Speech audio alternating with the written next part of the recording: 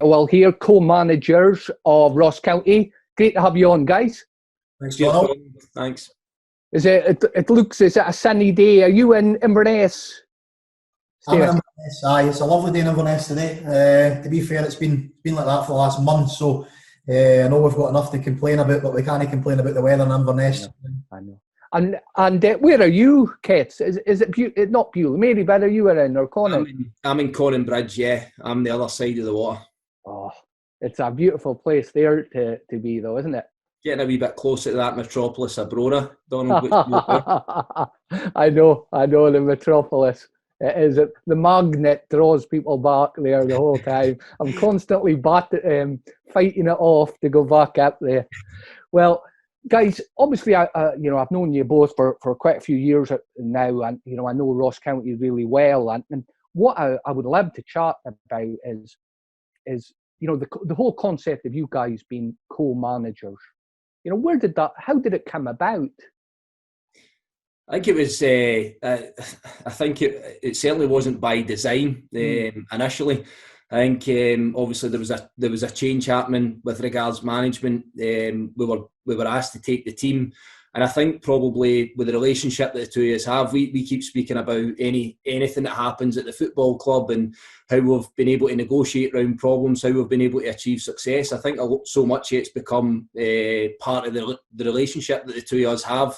And I think at the time we related to having no ego. Because I think sometimes to be that kind of lone wolf and be the main man and call all the shots, I think sometimes you probably need to have an element of ego, and you need to be the person that's seen to be in that form. Whereas I think the relationship the two of us have had and the time we've spent together in different capacities and different roles, we just felt it was a natural thing for us to. Certainly for the short term in taking the club forward. I think we had something like 10 Premier League games to go, so we felt that we would have the best chance of having a go at it together, which we'd done, and unfortunately we weren't able to keep the club in the Premier League. But I think that we had such a relationship, myself as under-20s manager and Stephen as academy director, and I think we shared a cupboard there, an office for several years, from me finishing playing and Stephen obviously holding a different role at the football club. And I think that bond really accelerated from there, not least from when I was a player and Stephen was a coach, where we had a good relationship, but that obviously accelerated it from there. And as I say, it's always felt kind of natural to the two of us, and that aspect of neither one of us really want to be seen as overpowering the other ties it in really well. Great. And that's why, if we go back just for a minute, because you had a great period in the academy there as well, because it was at that point it was the 20, still the 20s league, was it as well? Because you won that, didn't you? That was quite an achievement. We did. I think we went down a slightly different pathway in terms of our recruitment and our plan. Funny, the two of us were speaking about it yesterday on the phone and just thinking about that evolution of our roles and where the club is just now, and maybe how we're looking to take it forward. So we had that was one of the things we spoke about yesterday. But it was an amazing achievement, I think, to take a group of players for the Highlands and compete against the elite players in the country at that level, at that age group, and obviously win the league was something special. We probably felt that it was an idea. Yes, it's player development, and we completely get that, but from a football club that had been scorned for so many years at that level and not had a great deal of success and pretty much been bottom of the league and whipping boys, we felt that possibly our best route to trying to develop players was actually to teach them about winning and trying to achieve something in their career. Now, for some of them, that may be the pinnacle of their career, but there was always a hope that we could try and show people that we were competitive and that we could try and force players into our first team. And ultimately, I think we had, rightly or wrongly, we had 7 players that were given first team contracts at the end of that campaign. So it was an achievement in that sense. We would like more of them to have played more first team football. Of course, every coach will tell you that. But I think from us, it was just to try and change our mindset. Not least for Ross County, but maybe for the Highlands. Yeah, well, that sounds brilliant. And Stephen, how have you found, the relationship between the two years developing since you started doing the co-managing? I get it totally that it's something you couldn't plan, isn't it? I mean, it evolved and it felt right. Have you found your relationship in terms of decision making and what the things you do? Have you found it has evolved over the last couple of seasons to how it started? Yeah, I think it's the $1 million question that we keep getting asked again. How do we make the decisions? How does the dynamics? What is it? It's been really, really natural in the fact that Stuart has already touched on it. It was almost a needs must at the time we got asked to do the job. We felt that we had a strong bond together in regarding what we wanted for the football club and what we wanted footballing terms in regarding how we would want the game to be played and the standards. And one of the things that Stuart and I started with was the non-negotiables, and we felt we could get non-negotiables in, and we knew pretty certain that our non-negotiables were very, very similar, and we had just felt that if we could evolve as a partnership we having non-negotiables in our thinking, then we would give us a fighting chance. And you're right, the goalposts change all the time. The ball keeps rolling, and when you're not in the manager's role, you're part of this almost the problem, and everybody knows what the problem is, but won't quite give you the solution when you're then put into the top job, so to speak. Me and Stuart have spoken about often what we felt was going on at the football club, just in our office between each other, saying scenarios, playing out scenarios and thinking about different things. But when you're then driving the bus, you then have to be sure that you need to find solutions for the problems. And we've just felt that that's what's probably helped the both of us in regarding that. Stuart's definitely been the sounding board for all my thoughts for a number of years, and I think I'm the same for him. So that's certainly evolved and moved on in regarding the size of the tasks and the seriousness of the tasks have probably enlarged, because when you move across from that development side, it's also cutthroat and it's also on the edge, and because we've experienced when we've maybe got a little bit more time to think and a little bit more time to plan.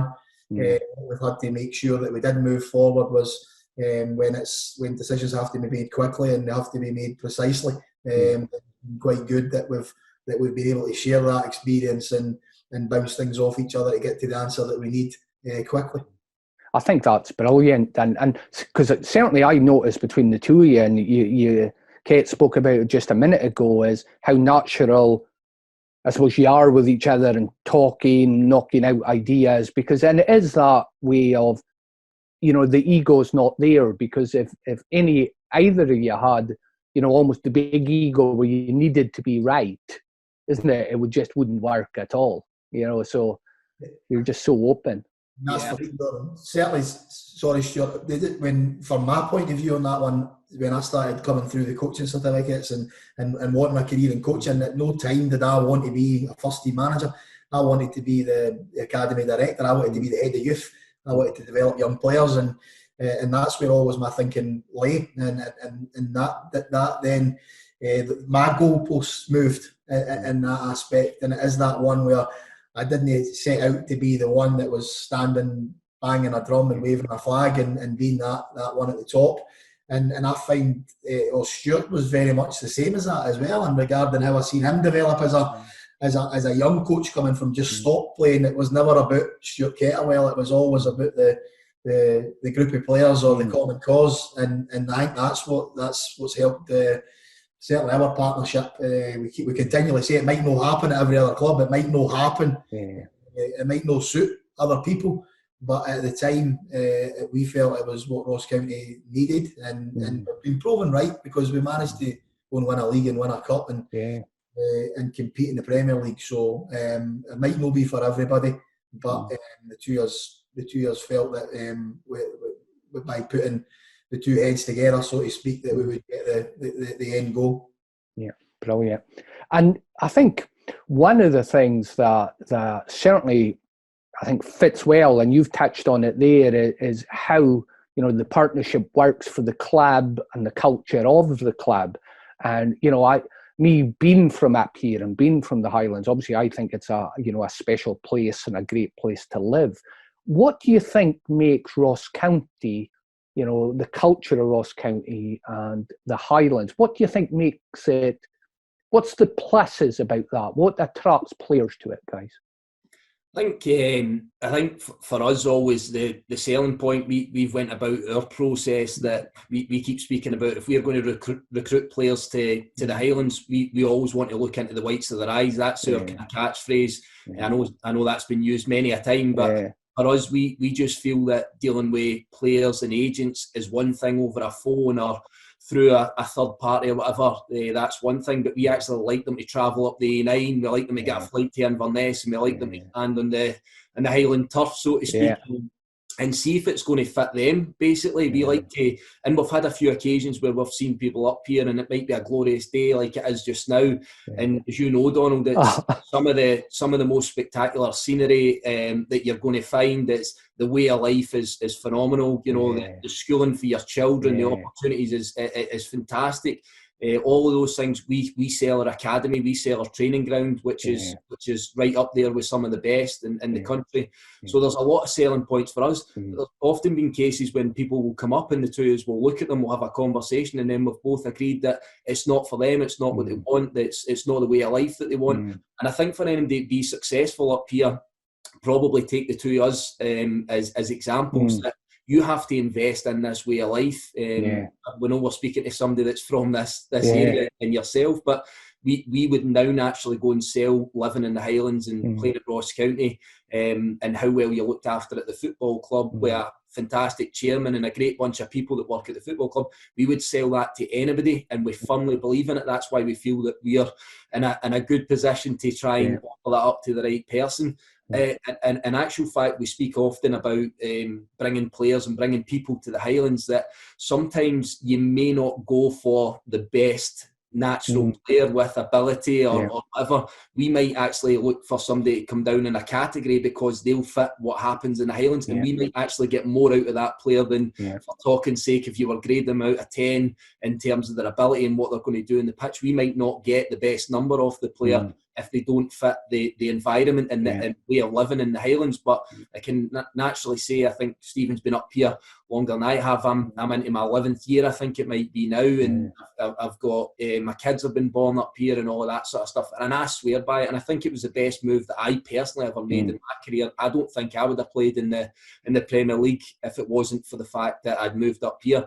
You take away so many distractions and you have one focus in your life, and more often than not, that's to live your life correctly and focus on football, and I think that the Highlands really gives you that.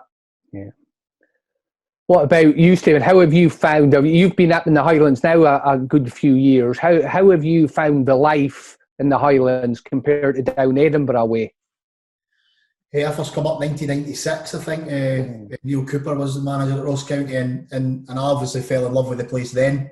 Like everything in football, it evolves and moves on, and I had 7 years as a player, and then was moved out and new guys in to start another cycle, so to speak. I was grateful to be brought back. I've been back up the road 10 years, so I think that's 18 years in total that I've been in the Highlands. So it's one where I'm the same as Stuart. My wife's up, my kids are up here. This is their home. This is what they know. This is all they've known. So we feel, I certainly feel privileged to be part of the Highland scene, so to speak. I think it's good for football. I think it's good for players, young players, or certainly players that have still got aspirations in their career to go elsewhere.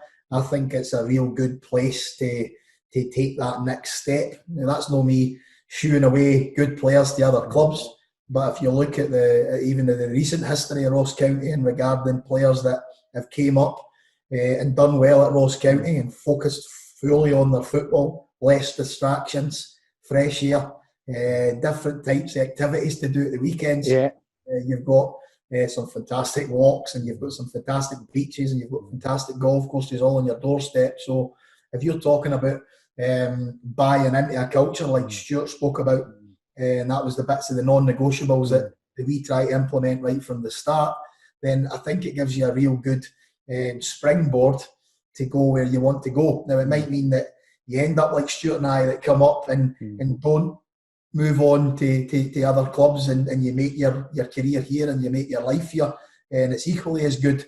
But if you look at the recent history of Jackson Irvine and Jamie Lindsay and Jason Naismith and guys like Liam Boyce have all came and used Ross County and used this area to further their career.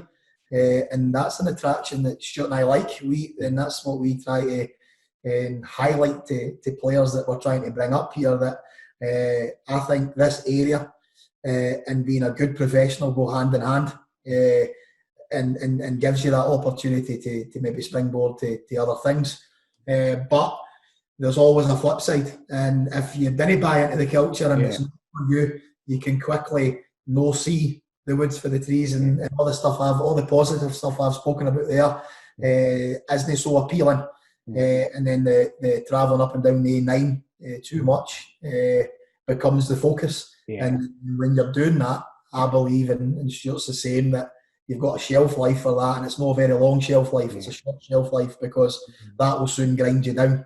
I'm 100% with Stuart in regarding that if you're moving to this area, then you have to be all in. And if you are all in, you'll reap the rewards, whether it's be staying here or whether it be moving on elsewhere, but you'll certainly benefit from your time in the Highlands.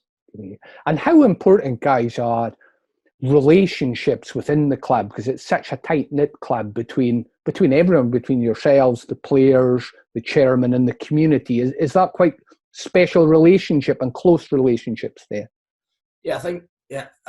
I think obviously, Donald, we've been working with you for a period of time as well, and I think that you get to see that sometimes on a daily basis, some of the relationships in and around the football club and through speaking to the players as you have done. So that's one element of it. I think another element is, again, the number of roles that we've both held at the football club, be it player, coach, academy director, interim manager, co-manager, whatever it is. You meet so many different people and you come across so many people in different aspects, and Stephen will tell you that, whether it's going to Tesco's for your shopping, everybody's invested in the football and everybody wants to get a wee bit with the football. I was getting a bit of, I was out a walk with the dog this morning and I was getting a bit of stick for two guys working in the road who knew us and were saying that I should be running, and I said that these days are long gone. But simple things like that everybody, it's their football team up here, similar to the way it is with Rangers and Celtic, for example, then it's the same up here. People are desperate to get back to their football in this challenging time, but I think that so much of what we have and probably punching well above our weight, so much of that's come down to some of these kind of special relationships. I think we look at our kit man for match days, old Roddy, 80 plus years old, who travels from Gairloch. He's an hour to get here on a match day. He travels 3-4 hours to get to games. He's the best example we can come up with. Still seeing it. He's plugging hampers about. The respect that the players have for the man's incredible, which myself and Stephen have. Somebody we've known for a long time. It doesn't take a penny off the football club, does it for the love of the football club. And then he'll get back at, could be 12, 1 o'clock in the morning, 2 o'clock in the morning, and drive another hour and a bit back to Gairloch. You don't get that many football clubs, and things like that are, for me, I think that we can go to players and say, look, this is what it's all about. I think that that's pretty inspirational when you look at characters like that have been following the club for so long, has done well in his own working life, doesn't rely on any financial gain. He literally wants to be involved in the culture of the football club. And I think Gaffer will agree with me here that I think sometimes he's a brilliant sounding board and selling point for us. And day one, when players arrive at the football club and they go to their first game and old Roddy turns up, having travelled for Gairloch, he looks a wee bit like Captain Birdseye with the white beard and white hair and all of that sort of stuff. But just what a fantastic character. Brilliant. We think that, but probably we've got several other stories, whether it be the girls working the kit and whatnot. Susan, that's been here for many a year, Davey, our groundsman. There's so many brilliant stories of these amazing people and amazing relationships that you find at football clubs that will never say that that's won us some of the silverware, and getting us 19,500 people at Hampden several years ago from a town with 5,500. But we genuinely believe that those are some of the aspects that have been part of the success, and a huge part of the success. Definitely. And I know, how passionate the club and the chairman is for that connection to the community. And I think that's one of those things where you both articulate it great, where you feel it, don't you? You can't articulate it totally. It's not logical, but it's something for the community and quite a wide community, I think. And that's the thing, from east to west, come to the games and travel, guys. So I would say, just to finish, guys, I would probably like to thank you for being great ambassadors, both for Ross County, but also for the Highland area as well. I think you articulated magnificently, the benefits and the challenges as well of coming up here. And I would be biased and say the benefits, of course, vastly outweigh the downsides of it, guys. But just to finish with, I think, would there be any questions, guys? I'm kind of going on a tangent here, but I know you both through the coaching as well as the managers, and you've both come through going from player to coach. Now, is there any kind of things that you have learned to make that transition easier from playing to coaching? Or does it necessarily have to be almost a shock to the system? What's your thoughts on that? I think everybody that does it will tell you that you are learning on the job. But I don't think anything can prepare you for everything. So certainly things that are going to be thrown at you and you're going to come up on a daily basis that one, you would have dealt with differently if you were a player, and two, that are unexpected. You don't know that they're coming from day to day. So there is, for me, there's definitely things there that you're learning on the job on. Obviously, the longer you do the job, the more comfortable and the more familiar you are in your surroundings. Certainly, I believe that, certainly speaking for myself, and Ross, you'll be the same, that we're certainly more knowledgeable in regarding what's expected and what's needed now than we were two and a bit years ago whenever we got the job on a permanent basis. So the thing for me is the people. It's dealing with people, and both Stuart and I, when we played, were people that like to deal with people. Both of us were probably social conveners in our time in regarding getting the boys together. So more than others. Yeah, but again, I think it's still that bit where we both went down the coaching pathways, and it's so important that we talk about our blue skies and we talk about the beautiful game and how we would like to play. I've got to be honest that you're always searching for that blue sky, but ultimately you're dealing with different things on different days that you have to spin a lot of plates, and you have to bite your tongue when sometimes you want to react in a different way. And I think that's just football as young coaches or young managers, in regarding that. To motivate people, they need to want to be motivated, and you need to make sure that you've got a group of players that want to be motivated and they want to be coached, and they want the same things that you want, and that will always be the challenge for me. And the show that we've done it, that's certainly where I am on the whole thing. That it's all about the people. Brilliant. Mine's is probably just I'm going to embarrass him, but again, this is things that we speak about all the time. And Stephen had more a lot more coaching experience than I did, walking in day one, having had an injury, an operation, and always having aspirations to be a coach, to be a manager, but kind of getting thrown in at deep end and saying, there's a group of players, go and take them today. And the best advice that I was ever given was from Stephen, and he gave me two things, and it's little things that we still use just now. And the first one is falling on your own sword. So that aspect of going to somebody else and what do you think I should do here, and how should I approach it? And Stephen was great with me, almost just pushing me over the edge of the cliff and just saying, there's a group of players, what have you got in your mind? Go and take them and go and try and make it happen, and make sure it's your beliefs, make sure it's coming from kind of your heart, it's what you believe in. And the bit that follows onto that, which I still run with, and we have running jokes about it, is Stephen's had a phrase for years about whether your drills or whether your session or whether your plan for the game goes into room 101 or not. and we both firmly believe that some of the best sessions that we've actually had in terms of learning have been the Room 101 session where you pick up a pole or a marker or something's happened in a game and you turn around and you say, that goes into Room 101, we'll never see that again. And that was your running joke to the players, you guys, you'll never see that one again. I think in Scotland we probably have, again, it goes back to this ego and this sort of fear and this perception of wanting to try and get after one another. He doesn't know what he's talking about and he's not got a clue and all the rest of it. How's he got that job? How's he involved here?